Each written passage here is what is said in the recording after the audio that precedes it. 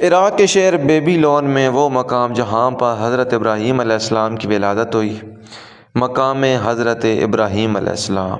آپ ہی وہ نبی ہیں جن کا قرآن میں سب سے زیادہ ذکر ہے، اور آپ کی وجہ سے ہی مسلمان وہ قربانی کرتے ہیں جو اللہ نے آپ کو خواب دکھایا کہ آپ اپنی سب سے پیاری چیز قربان کریں، تو آپ نے پھر اپنے بیٹے کو اسماعیل علیہ السلام کو ذبح کرنے کے لیے لے کے گئے، تو اللہ تعالیٰ نے وہاں پہ معجزہ کیا اور حضرت اسماعیل علیہ السلام کی جگہ ایک دمبہ بھیج کے ان کو ذبح کر دیا، جس کی وجہ سے آج سارے عالم اسلام حضرت ابراہیم علیہ السلام کی سنت ادا کرتے ہوئے قربانی کرتا ہے۔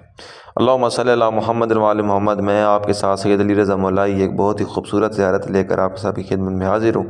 جناب ابراہیم علیہ السلام کا یہ ولادت باسعادت وہ مقام ہے، اور آج آپ کو میں ایک نئی زیارت کراتا ہوں جہاں پر حضرت ابراہیم علیہ السلام کو آگ میں پھینکنے کی کوشش کی گئی، لیکن اللہ نے معجزہ دکھایا اور ابابیل اپنی چونچوں میں پانی لے کے آئے اور اس آگ کو بجھا دیا۔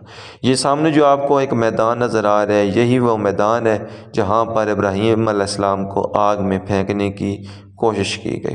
یہاں پر بھی لوگ بہت کم آتے ہیں کیونکہ یہ لوگوں کو زیادہ پتہ نہیں ہے، تو اس پہ جتنے بھی ویڈیوز دیکھ رہے ہیں سارے ویڈیو کو شیئر کریں تاکہ زیادہ سے زیادہ مومن مومنات اس ویڈیو کو دیکھ کر زیارت کر سکیں۔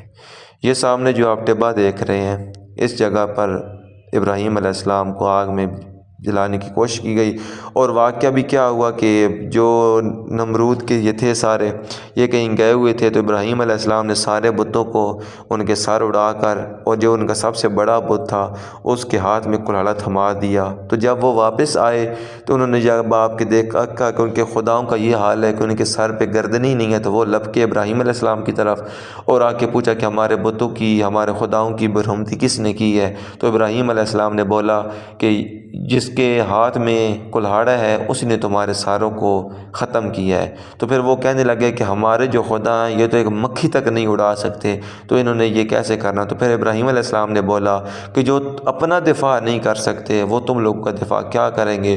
القصہ مختصر یہی وجہ بنا۔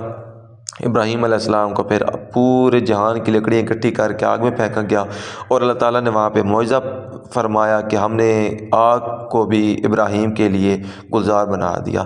ابابیل جو تھا اس کی شان بڑھ گئی، اور ایک جانور تھا چھوٹا سا، مجھے ابھی اس کا نام یاد نہیں ہے، وہ آگ اور بھڑکانے میں تھا تو خدا کی لعنت اس پہ پڑتی رہی۔ اللہم صلی علی محمد و آل محمد۔ سید علی رضا مولائی بہت ہی خوبصورت لے کر رسول کے سامنے حاضر ہے۔